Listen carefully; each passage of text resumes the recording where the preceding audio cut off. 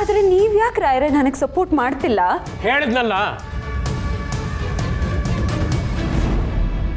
ನಿಮ್ಮತ್ತೆಗೆ ನೀನು ಈ ಮನೆ ಸೊಸಿ ಆಗಿರ್ಬೇಕೇ ಹೊರತು ಸಮಾಜ ಸೇವಕಿಯಾಗಲ್ಲ.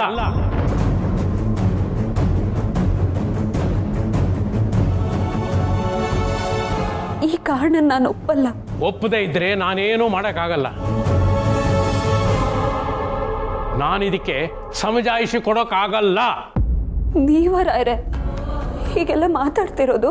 ನೋಡು ಸತ್ಯ, ನನ್ನ ನಿರ್ಧಾರಗಳನ್ನ ಪ್ರಶ್ನೆ ಮಾಡೋ ಹಕ್ಕು ನಿನಗಿಲ್ಲ. ನಾನು ಹೇಳಿದ್ದೆ ಕೊನೆ ಮಾತು. ನೀನು ಪೊಲೀಸು ಆಗಕೂಡದು ಅಷ್ಟೇ.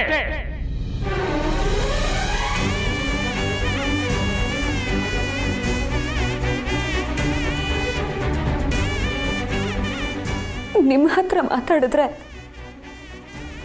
ಅತ್ತೆ ಹತ್ರ ನೀವು ಮಾತಾಡ್ತೀರಾ, ನನ್ನ ಕನಸಿಗೆ ಬೆಂಬಲವಾಗಿ ನಿಲ್ತೀರಾ ಅನ್ನೋ ಆಸೆಯಿಂದ ಬಂದೆ. ನನ್ನ ಹಣೆಯಲ್ಲಿ ಏನು ಬರೆದಿದೆಯೋ ಅದೇ ಆಗಲಿ ಬಿಡಿ ರಾಯರೇ.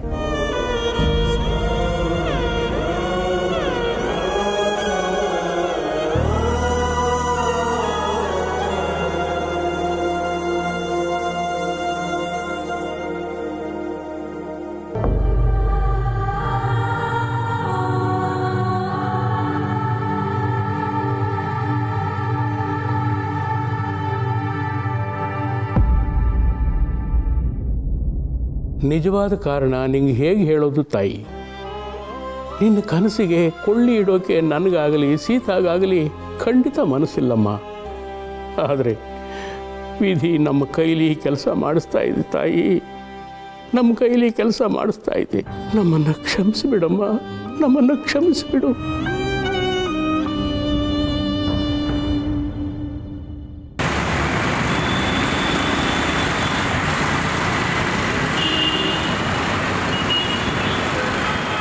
ಅಷ್ಟಕ್ಕೂ ನಾವಿವಾಗ ಎಲ್ಲಿ ಜೊತೆಲಿದ್ದೀವಿ? ನೀನು ನಿಮ್ಮನೇಲಿದ್ಯಾ, ನಾನು ನಮ್ಮನೇಲಿದ್ದೀನಿ. ಅಲ್ಲ, ನನ್ನ ಜೊತೆಗೆ ಇರು ಅಂದರೆ ನೀನು ಕೇಳಲಿಲ್ಲ. ನಿನ್ನ ಜೊತೆಲಿ ಇರಬೇಕು ಅಂದರೆ ಮದುವೆ ಆಗಬೇಕು ಅಂತ ಹೇಳ್ದೆ ತಾನೆ? ಬೇಬಿ, ನಾವು ಆಲ್ರೆಡಿ ಮಾನಸಿಕವಾಗಿ ಮದುವೆ ಆಗಿದ್ದೀವಿ. ಸರಿ, ಇವಾಗ ನಿಮ್ಮ ಮನೇಲಿ ನಮ್ಮ ವಿಷಯನ ಯಾವಾಗ ಮಾತಾಡ್ತೀಯ ಅದನ್ನು ಹೇಳು. ಥೂ, ಇವಳು ಯಾಕೋ ವಿಷಯ ಬಿಡೋ ಥರನೇ ಇಲ್ಲ, ರಬ್ಬರ್ ಥರ ಎಳಿತಾನೆ ಇದ್ದಾಳೆ. ಹಲೋ, ಕೇಳಿಸ್ತಾ ಇದೆಯಾ? ಆಯ್ತು ಬೇಬಿ, ಮಾತಾಡ್ತೀನಿ. ಹಾಂ, ನೀನು ಇಷ್ಟು ಕೇಳಿದ ಮೇಲೆ ಇಲ್ಲ ಅನ್ನೋಕ್ಕಾಗತ್ತಾ? ಅಪ್ಪ ಅಮ್ಮ ಬರಲಿ, ಬಂದಮೇಲೆ ಮಾತಾಡ್ತೀನಿ. ಅವ್ರು ಎಲ್ಲಿಗೆ ಹೋಗಿದ್ದಾರೆ? ಅವರು ಅಬ್ರಾಡ್ ಟ್ರಿಪ್ಗೆ ಹೋಗಿದ್ದಾರೆ. ಅಪ್ಪ ಅದು ಬಿಸ್ನೆಸ್ ಟ್ರಿಪ್ಪು, ಅಮ್ಮ ಅವ್ರ ಜೊತೆಗೆ ಹೋಗಿದ್ದಾರೆ. ಸದ್ಯಕ್ಕೆ ಅವರಿಬ್ಬರು ಇಂಡಿಯಾದಲ್ಲಿಲ್ಲ. ಹಾಗಾ? ಸರಿ. ಹಾಂ, ಇಂಥ ವಿಷಯ ಎಲ್ಲ ಫೋನಲ್ಲಿ ಮಾತಾಡೋದು ಸರಿಗಿರಲ್ಲ ಬೇಬಿ, ಅದಕ್ಕೋಸ್ಕರನೇ ಅವ್ರು ಬಂದ ತಕ್ಷಣ ಮಾತಾಡ್ಬಿಡ್ತೀನಿ. ಸರಿ ಆಯಿತು, ಆದರೆ ಡಿಲೇ ಮಾಡಬೇಡ ಪ್ಲೀಸ್. ಶೋರ್ ಬೇಬಿ, ಬಂದ ತಕ್ಷಣ ಮಾತಾಡ್ಬಿಡ್ತೀನಿ. ನನಗಿಲ್ಲಿ ಉಸಿರು ಕಟ್ಟಂಗೆ ಆಗ್ತಿದೆ. ಯಾವಾಗ ನಿನ್ನನ್ನು ಮದುವೆ ಆಗ್ತೀನೋ ಅಂತ ಅನಿಸ್ತಾ ಇದೆ. ಆದಷ್ಟು ಬೇಗ. ಓಕೆ ಬೇಬಿ, ಮತ್ತೆ ಸಿಗ್ತೀನಿ.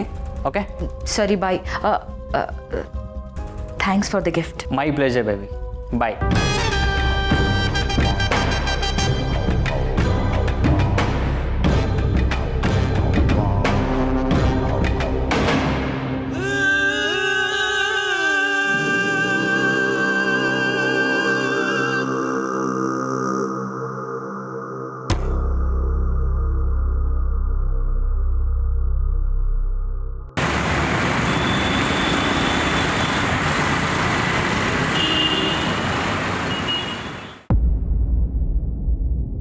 ನಾನು ಹೇಳಿದ್ದೆ ಕೊನೆ ಮಾತು. ನೀನು ಪೊಲೀಸು ಆಗಕೂಡದು ಅಷ್ಟೇ. ಅಮ್ಮ ನೋಡಮ್ಮ, ಅತ್ತಿಗೆನ ಎಷ್ಟು ಬೇಜಾರು ಮಾಡ್ಕೊಂಡು ಕೂತಿದ್ದಾರೆ. ಓ, ಈ ದೊಡ್ಡಮ್ಮ ಇದ್ದಾರಲ್ಲ, ತಡಿ ನಾನು ಫೋನ್ ಮಾಡ್ತೀನಿ, ಇಬ್ರು ಸೇರ್ಕೊಂಡು ಮಾತಾಡೋಣ. ಇವತ್ತು ಏನಾರು ಆಗ್ಬಿಡ್ಲಿ. ಯಾಕೆ? ಅಮ್ಮಂಗೆ ಮನೇಲಂತೂ ನೆಮ್ಮದಿ ಇಲ್ಲ. ಅಟ್ಲೀಸ್ಟ್ ಸ್ವಲ್ಪ ನೆಮ್ಮದಿ ಸಿಗ್ಲಿ ಅಂತ ದೇವಸ್ಥಾನಕ್ಕೆ ಹೋಗಿದ್ದಾರೆ. ಅದಕ್ಕೂ ಕಲ್ಲು ಹಾಕ್ಬೇಕಾ ನೀನು? ನೀ ಸ್ವಲ್ಪ ಸುಮ್ಮನೆ ತೆಪ್ಪಗಿರ್ತೀಯಾ? ಎಲ್ಲದಕ್ಕೂ ಕೊಂಕು ಮಾತಾಡ್ತೀಯಲ್ಲ, ಬರೀ ಬೆಂಕಿ ಹಚ್ಚೋದೇ ಆಯ್ತು ನಿನ್ನ ಕೆಲಸ. ನಿನಗೆ ಹೇಳ್ತೀನಲ್ಲ, ನಾನೇ ಮಾಡ್ತೀನಿ ತಡಿ. ಸಿಕ್ಕತ್ತೆ, ಅತ್ತೆ ಬಂದರು.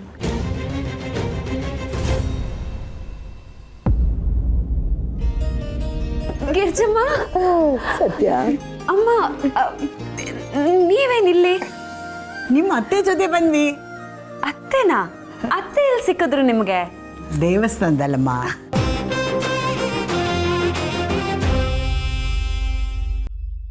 ಬನ್ನಿಮ್ಮ.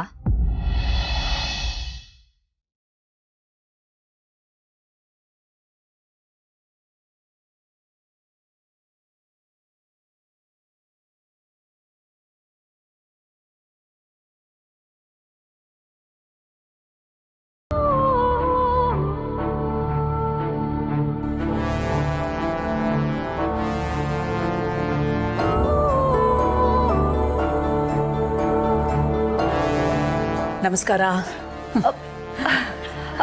ಅಮ್ಮ, ನೀವು?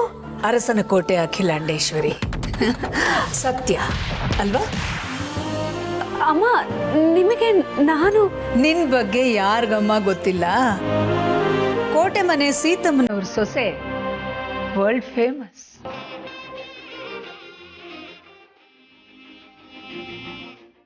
ದೇವ್ರು ಚೆನ್ನಾಗಿಟ್ಟಿಲ್ಲಮ್ಮ. ಬನ್ನಿಮ್ಮ, ಬನ್ನಿ.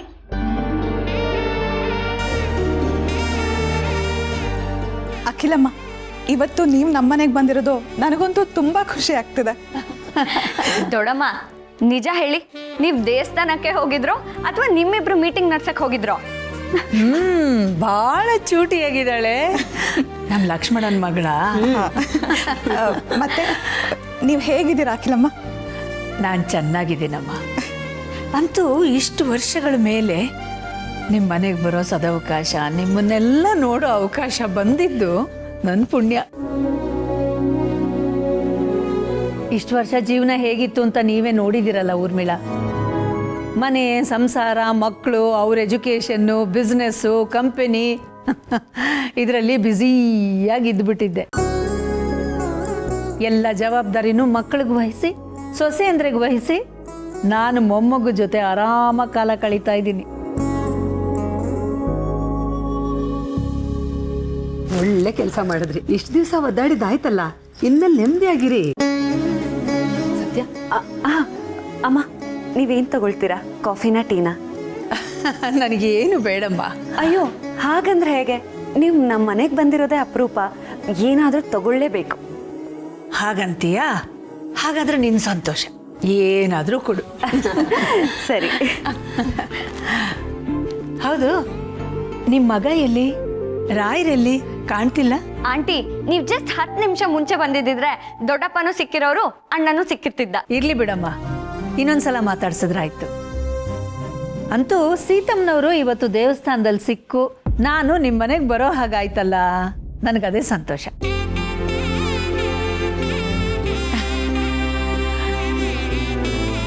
ಥ್ಯಾಂಕ್ ಯು ಮಾ. ಅತ್ತೆ. ಪರವಾಗಿಲ್ಲ ಸೀತಮ್ಮನವ್ರೆ, ನಿಮ್ಮ ಸೊಸೆನ ಚೆನ್ನಾಗೇ ತಯಾರು ಮಾಡಿದಿರಿ. ಸೀತಮ್ಮನವ್ರ ಸೊಸೆ ಗಂಡಬೀರಿ ಅವಳನ್ನ ಹೇಗೆ ಪಳಗಿಸ್ತಾರೋ, ಅವ್ರ ಜೊತೆ ಹೇಗೆ ಏಗ್ತಾರೋ ಅಂತ ಮಾತಾಡೋದನ್ನ ಕೇಳಿದ್ದೆ ನಾನು. ಇಲ್ಲಿ ಬಂದು ನೋಡಿದ್ರೆ ಎಲ್ಲ ಉಲ್ಟಾ. ಅಖಿಲಮ್ಮ, ನಮ್ಮ ಅಕ್ಕನ ಏನ್ ಅನ್ಕೊಂಡ್ಬಿಟ್ರಿ? ಅವಳು ಯಾರನ್ನ ಬೇಕಾದ್ರೂ ತಿದ್ದಿ ತೀರ್ತಾಳೆ ಅಲ್ವೇನಕ್ಕ? ಊರ್ಮಿಳಾ, ಸಾಕು ಸುಮ್ಮನೆ ಇರೆ. ಅಖಿಲ ಅವರೇ, ನನ್ನ ಸೊಸೆ ನೋಡೋಕ್ಕಷ್ಟೇ ಹೊರಟು, ಆದರೆ ಒಳಗಡೆ ತುಂಬ ಮೃದು ಸ್ವಭಾವದಳು. ಹಾಗೆ ಅವಳು ಹೊರಟಾಗಿರ್ಬೇಕಾಗಿದ್ದು ಅವಳ ಅನಿವಾರ್ಯತೆ. ಹೌದಮ್ಮ, ಏನು ಮಾಡೋದು? ನಮ್ಮ ಸತ್ಯ ಚಿಕ್ಕ ವಯಸ್ಸಲ್ಲೇ ತಂದೆನ ಕಳ್ಕೊಂಡ್ಲು.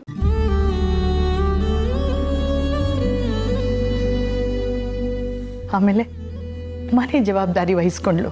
108 ವಿಘ್ನಗಳು, 108 ತೊಂದರೆಗಳು. ಅದಕ್ಕೆ ಹುಡುಗಿಯಾಗಿದ್ದವಳು ಹುಡುಗನಾಗಬೇಕಾಯ್ತು.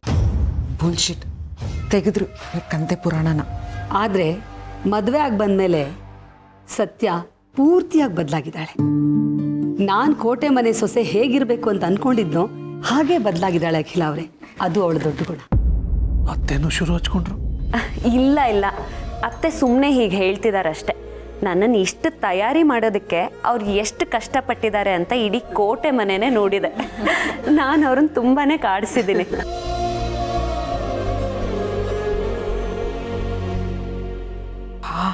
ಇವಳು ಶುರು ಮಾಡ್ಕೊಂಡ್ಳು. ಎಲ್ಲ ಹೊಗಳಿಕೆಲ್ಲ ಮುಗಿಸ್ತಾ ಇದ್ದಾರೆ. ಚೆನ್ನಾಗಿದೆ. ಅತ್ತೆ ಬಾಯಲ್ಲಿ ಸೊಸೆ ಗುಣಗಾನ, ಸೊಸೆ ಬಾಯಲ್ಲಿ ಅತ್ತೆ ಗುಣಗಾನ ಕೇಳೋದಕ್ಕೆ ತುಂಬ ಇಂಪಾಗಿದೆ. ಹಾಗೆ ನಿಮ್ಮ ಲವ್ ಸ್ಟೋರಿ ಬಗ್ಗೆನೂ ತುಂಬ ಕೇಳಿದ್ದೀನಿ. I love you, you must love me. ಯಾವಾಗಲೂ ಹೀಗೆ ಇರಿ.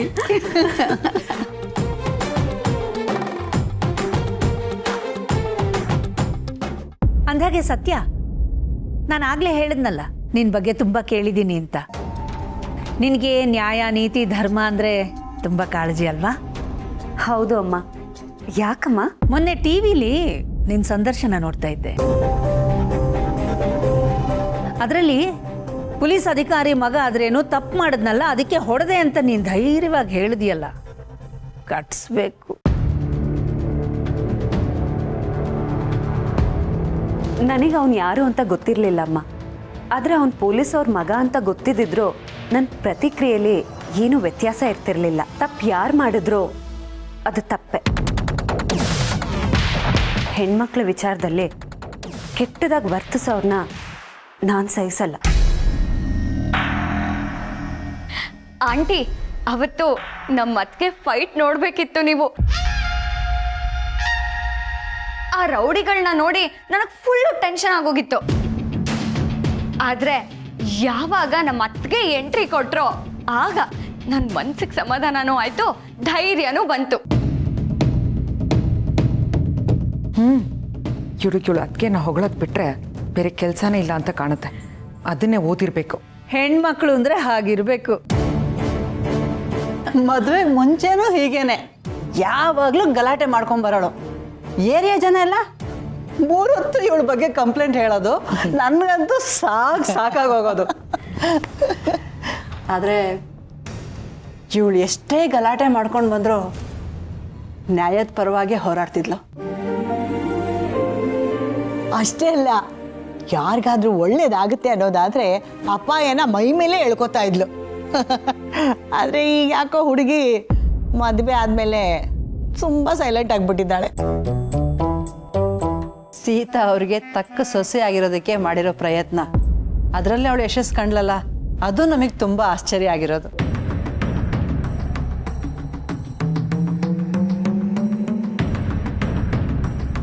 ನಮ್ಮ ಗಂಡು ಹುಡುಗಿನ ಒಳ್ಳೆ ಹೆಣ್ಮಗು ಆಗಿಸಿದ್ದು ನಮ್ಮ ಸೀತಮ್ಮ. ಹಾಗಂತ ಸತ್ಯ ಯಾವತ್ತಿಗೂ ತನ್ನ ವ್ಯಕ್ತಿತ್ವನ ಬಿಟ್ಕೊಟ್ಟಿಲ್ಲ ಗಿರಿಜಮ್ಮ.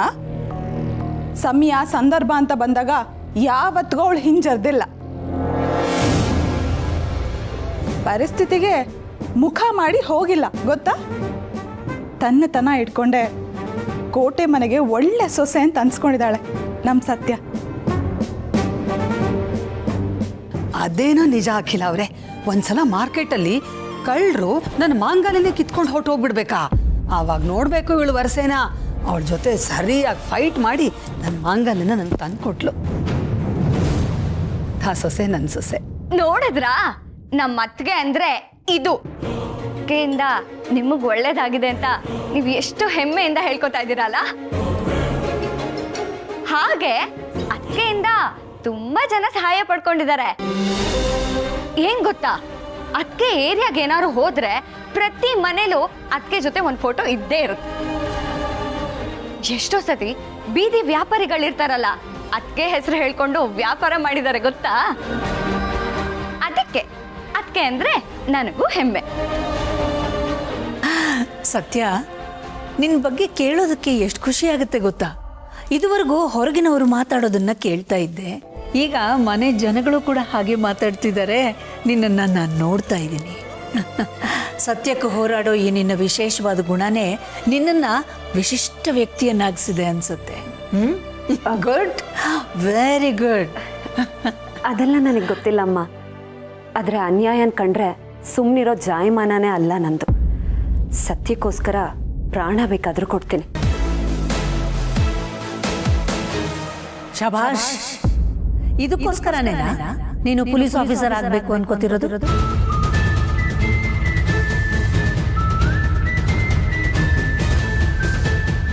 ಅದು ನನ್ನ ಕನಸು ಅಮ್ಮ. ಪೊಲೀಸ್ ಆಗಬೇಕು ಅನ್ನೋದು ನನ್ನ ಚಿಕ್ಕ ವಯಸ್ಸಿನ ಆಸೆ. ಆದರೆ ಒಬ್ಬ ಹೆಣ್ಣಿನ ಮೂಲಭೂತ ಕರ್ತವ್ಯ ಏನು ಗೊತ್ತಮ್ಮ?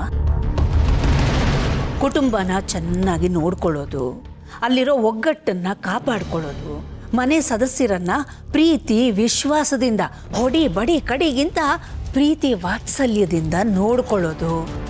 ಅದರಲ್ಲೂ ಮನೆ ಹಿರಿ ಸೊಸೆ ಅಂತಂದರೆ ಜವಾಬ್ದಾರಿ ಒಂದು ಕೈ ಹೆಚ್ಚೆ. ಆದರೆ ನಾನು ಎರಡನ್ನೂ ನಿಭಾಯಿಸ್ಕೊಂಡು ಹೋಗ್ತೀನಿ. ನನಗೆ ಆ ಶಕ್ತಿ ಇದೆ. ಹೇಗೆ? ಹೇಗೆ ಅಂದರೆ ಬೇರೆ ಹೆಣ್ಮಕ್ಳು ಕೆಲಸನೂ ಮಾಡ್ಕೊಂಡು ಮನೇನೂ ನಿಭಾಯಿಸ್ತಾರಲ್ಲ ಹಾಗೆ. ಬೇರೆ ಹೆಣ್ಮಕ್ಳು ಮಾಡೋ ಕೆಲಸಕ್ಕೂ ನೀನು ಮಾಡಬೇಕು ಅಂತ ಹೊರಟಿರೋ ಕೆಲಸಕ್ಕೂ ವ್ಯತ್ಯಾಸ ಇಲ್ವಾ? ಎರಡೂ ಒಂದೇನಾ? ಹಾಗಲ್ಲ ನೋಡಮ್ಮ ಸತ್ಯ, ನೀನು ಮಾಡಬೇಕು ಅಂತ ಹೊರಟಿರೋ ಕೆಲಸದಲ್ಲಿ ಪ್ರೆಷರು ತುಂಬ ಜಾಸ್ತಿ. ದಿನದ 24 ಗಂಟೆನೂ ಸಾಕಾಗಲ್ಲ. ಹೀಗಿದ್ದಾಗ ನೀನು ಕುಟುಂಬಕ್ಕೆ ಹೇಗೆ ಸಮಯ ಕೊಡ್ತೀಯ? ಹೇಗೆಲ್ಲ ತೂಗಿಸ್ಕೊಂಡು ಹೋಗ್ತೀಯಾ? ಅಲ್ಲ, ಕೆಲ್ಸಕ್ಕೆ ಹೋಗೋದೇ ಮುಖ್ಯ ಅನ್ನೋದಾದರೆ ನಮ್ಮ ಆಫೀಸ್ಗೆ ಹೋಗ್ಬೋದಲ್ವೇನಮ್ಮ? ಆದರೆ ಪೊಲೀಸೇ ಆಗಬೇಕು ಅಂತ ಹಠ ಮಾಡಿದ್ರೆ ತುಂಬ ಕಷ್ಟ. ಅದಕ್ಕೆ ಸಪೋರ್ಟ್ ಮಾಡೋಕ್ಕೆ ನನ್ನಿಂದ ಖಂಡಿತ ಸಾಧ್ಯ ಇಲ್ಲ. ಇವಳಿಗೆ ಹೇಗೆ ಬಿಡಿಸಿ ಹೇಳಬೇಕು ಅಂತಲೇ ನನಗೆ ಗೊತ್ತಾಗ್ತಿಲ್ಲ ಅಖಿಲ ಅವರೇ. ಸತ್ಯ, ನಿಮ್ಮ ಅತ್ತೆ ಹೇಳ್ತಿರೋದು ಸರಿಯಾಗೇ ಇದೆ. ಈ ಕೆಲಸದಲ್ಲಿ ಅಪಾಯ ಜಾಸ್ತಿ. ನೀನು ಎಲ್ಲ ಗೃಹಿಣಿಯರ ಹಾಗೆ ಮನೆ ಮಕ್ಕಳು ಸಂಸಾರ ಅಂತ ಸೆಟಲ್ಡ್ ಲೈಫಲ್ಲಿ ಇರಬೇಕು ಅನ್ನೋದು ನಿಮ್ಮ ಅತ್ತೆ ಆಸೆ. ಅದರಲ್ಲಿ ಏನು ತಪ್ಪಿದೆ ಹೇಳು? ಅವ್ರ ಆಸೆಗೆ ನೀನು ಯಾಕೆ ತಣ್ಣೀರು ಎರಚ್ತೀಯ? ಸೊಸೆಯಾಗಿ ನೀನು ಮಾಡ್ತಿರೋದು ಸರಿನಾ?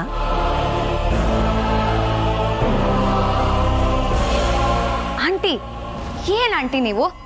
ನೀವೇ ಹೀಗೆ ಹೇಳ್ಬಿಟ್ರೆ ಹೇಗೆ? ನೀವು ಅದಕ್ಕೆ ಅಂತವ್ರನ್ನ ಸಪೋರ್ಟ್ ಮಾಡಬೇಕು. ಅಖಿಲಮ್ಮ, ಎಲ್ಲರಿಗೂ ನಮ್ಮ ಸತ್ಯನ್ ಥರ ವಿಲ್ ಪವರ್ ಇರುತ್ತಾ? ಅವಳು ಪೊಲೀಸ್ ಆಫೀಸರ್ ಆದರೆ ಸಮಾಜಕ್ಕೆ ಒಂದು ಮಾದರಿ ಆಗ್ತಾಳೆ ಅಲ್ವಾ? ಮತ್ತೆ ಮನೆಗೆ? ಸಮಾಜಕ್ಕೆ ಮಾದರಿ ಆಗಕ್ಕೆ ಹೋಗಿ ಮನೆಗೆ ಮಾರಿ ಆಗಬಾರ್ದು ಅಲ್ವಾ? ಅಖಿಲ ಅವರೇ, ನಾನು ಹೀಗೆ ಹೇಳ್ತೀನಿ ಅಂತ ನೀವು ತಪ್ಪು ತಿಳ್ಕೊಬೇಡಿ. ನಮ್ಮ ಸತ್ಯ ಇದ್ದಾಳಲ್ಲ, ಎಲ್ಲ ಹುಡುಗಿರ ಥರ ಅಲ್ಲ. ಒಬ್ಬ ದಕ್ಷ ಪೊಲೀಸ್ ಅಧಿಕಾರಿ ಆಗೋ ಎಲ್ಲ ಗುಣಗಳು ಅವಳಲ್ಲಿದೆ. ಅವಳು ಗಟ್ಟಿಗಿತ್ತಿ, ಕೆಲಸಕ್ಕೋಸ್ಕರ ಮನೇನ ಮರೆಯುವಂಥ ಹುಡುಗಿ ಅಲ್ಲ. ಅವಳಿಗೆ ನಾವೆಲ್ಲ ಒಂದು ಅವಕಾಶ ಕೊಡಬೇಕಲ್ವಾ? ಅವಳ ಆಸೆನ ನಾವು ಚಿವುಟ್ ಹಾಕ್ಬಾರ್ದಲ್ವಾ? ವಾವ್ ಸತ್ಯ, ನಿಮ್ಮ ಅಜ್ಜಿಗೆ ಈ ಸ್ಪೀಚ್ನ ನೀನು ಹೇಳ್ಕೊಟ್ಯಾ? ಎಷ್ಟು ಚೆನ್ನಾಗಿ ಹೇಳ್ತಾ ಇದ್ದಾರೆ. ಬಟ್ ಇಲ್ಲಿ ಇದೆಲ್ಲ ಯೂಸ್ ಆಗಲ್ಲ. ಅಕ್ಕ ಪ್ಲೀಸ್, ಅದಕ್ಕೆ ಬಗ್ಗೆ ಬೇರೆಯವ್ರ ಮುಂದೆ ಹಾಗೆಲ್ಲ ಮಾತಾಡ್ಬೇಡ. ರಿತು, ಏನು ಗೊತ್ತಾ, you are out of your mind. ಕೋಟೆ ಮನೆಗೆ ಯುಡ್ ಆರೋಗ್ಯನ್ಸ್ ಆ್ಯಂಗರಿಂದ ಎಷ್ಟು ಸಮಸ್ಯೆ ಬಂತು ಅಂತ ನಿನಗೆ ಗೊತ್ತು ತಾನೆ? ಇನ್ನೂ ಪೊಲೀಸೇ ಆಗ್ಬಿಟ್ರೆ ಮನೆನೇ ಹತ್ಕೊಂಡು ಉರಿದು ಬಿಡುತ್ತೆ ಅಲ್ವಾ ಅಮ್ಮ? ಕೀರ್ತನ, ದೊಡ್ಡವ್ರು ಮಾತಾಡ್ತಿದ್ದೀವಿ ತಾನೆ? ನಿನ್ನ ಮಾತಿನ ಮೇಲೆ ಸ್ವಲ್ಪ ನಿಗಾ ಇರಲಿ, ಆಮೇಲೆ ಮಾತಾಡುವಿ ಅಂತೆ. ಸೀತಮ್ಮ, ಇದ್ರ ಬಗ್ಗೆ ರಾಯರ ಅಭಿಪ್ರಾಯ ಏನು? ಅವ್ರ ಮಾತು ನನ್ನ ಮಾತು ಎರಡೂ ಒಂದೇ ಅಖಿಲ ಅವರೇ. ಮನೆ ಸಂಸಾರ ಅಂತ ಇರೋ ಹೊತ್ತಲ್ಲಿ ಈ ಹೊಸ ಸಾಹಸ ಯಾಕೆ ಅಂತ. ಇನ್ಫ್ಯಾಕ್ಟ್ ಇವತ್ತು ಸತ್ಯ ಈ ವಿಷಯವಾಗಿ ಅಪ್ಪನ ಹತ್ರ ಮಾತಾಡಿದ್ಲು. ಆದರೆ ಇವಳು ಪೊಲೀಸ್ ಆಗೋದು ಇಷ್ಟ ಇಲ್ಲ ಅಂತ ಅಪ್ಪ ನೇರವಾಗಿ ಹೇಳಿಬಿಟ್ರು. ನಿನ್ನ ಅತ್ತೆ ಮಾತಲ್ಲಿ ಅರ್ಥ ಇದೆ ಅಂತ ನಿನಗೆ ಅನ್ನಿಸ್ತಾ ಇಲ್ವಾ ಸತ್ಯ? ಸೀತಮ್ಮ, ನನ್ನ ಮೊಮ್ಮಗಳು ಶಿಸ್ತಿನ ಸಿಪಾಯಿ, ಒಳ್ಳೆ ಮನಸ್ಸಿದೆ. ಸಮಾಜಕ್ಕೆ ಇಂಥವ್ರ ಅವಶ್ಯಕತೆ ಇದೆ ಅಲ್ವಾ? ಅತ್ತೆ, ನೀವು ಸ್ವಲ್ಪ ಸುಮ್ಮನೆ ಇರಿ. ನಿರ್ಧಾರ ತಗೋಬೇಕಾಗಿರೋದು ಅವರು. ಹಾಗಂತ ನನ್ನ ಮೊಮ್ಮಗಳ ಕನಸು ನನ್ನ ಕಣ್ಮುಂದೆನೇ ಕರಗಿ ಹೋಗ್ತಾ ಇದೆ. ನೋಡ್ಕೊಂಡು ಹೇಗೆ ಸುಮ್ಮನಿರ್ಲಿ? ಗಿರಿಜಮ್ಮನವರೇ, ನಾನು ನಿಮಗೆ ದೇವಸ್ಥಾನದಲ್ಲಿ ಎಲ್ಲ ಬಿಡಿಸಿ ಹೇಳಿದ್ದೀನಲ್ವಾ? ಆದರೂ ಯಾಕೆ ಇಲ್ಲಿ ಈ ಥರ ಮಾತಾಡ್ತಿದ್ದೀರಾ? ದೊಡ್ಡಮ್ಮ ಪ್ಲೀಸ್, ಅಕ್ಕೆಗೆ ಒಂದೇ ಒಂದು ಚಾನ್ಸ್ ಕೊಡಿ. ಹೌದು ಅಕ್ಕ, ಒಂದು ವೇಳೆ ನೀನು ಹೇಳ್ದಾಗೆ ಸತ್ಯ ಮನೆ ಕೆಲಸನ ನಿಭಾಯಿಸೋದಕ್ಕಾಗಲಿಲ್ಲ ಅಂದರೆ ಆಗ ನಿನ್ಗೇನು ಅನ್ಸುತ್ತೋ ಅದನ್ನು ಹೇಳು. ಆದರೆ ಈಗ ಅವಳ ಆಸೆಗೆ ತಣ್ಣೀರು ಹೆಚ್ಚೋದು ಬೇಡ ಅನ್ನೋದು ನನ್ನ ಅಭಿಪ್ರಾಯ. ಟ್ರೈನಿಂಗ್ ಯಾವಾಗದಿಂದ ಶುರು? ನಾಳೆನೆ. ಎಷ್ಟು ದಿನ ಇರುತ್ತೆ ಟ್ರೈನಿಂಗು? 1 ವರ್ಷ. ಅಂದರೆ 1 ವರ್ಷ ಈ ನಿನ್ನ ಕೋಟೆ ಮನೆಯಿಂದ ನೀನು ದೂರ ಇರಬೇಕಾಗತ್ತೆ ಅಲ್ವಾ? ನೀನು 1 ವರ್ಷ ಟ್ರೈನಿಂಗ್ ತಗೋತಾ ಅಲ್ಲೇ ಇದ್ದುಬಿಟ್ರೆ ಇಲ್ಲಿ ನಿನ್ನ ಜವಾಬ್ದಾರಿನೆಲ್ಲ ಯಾರು ನಿರ್ವಹಿಸೋರು? ನೀನೇನೋ ಹೇಳಿದೆ, ಇಲ್ಲಿ ಕೆಲಸನೂ ನೋಡ್ಕೋತೀನಿ ಅಲ್ಲಿದೂ ನೋಡ್ಕೋತೀನಿ ಅಂತ. ಹಾಗಾದ್ರೆ ಆ ಮಾತು ಸುಳ್ಳಲ್ವಾ? ಇಂಥ ಪರಿಸ್ಥಿತಿಲಿ ಯಾರಾದರೂ ಒಬ್ರು ತ್ಯಾಗ ಮಾಡಲೇಬೇಕು.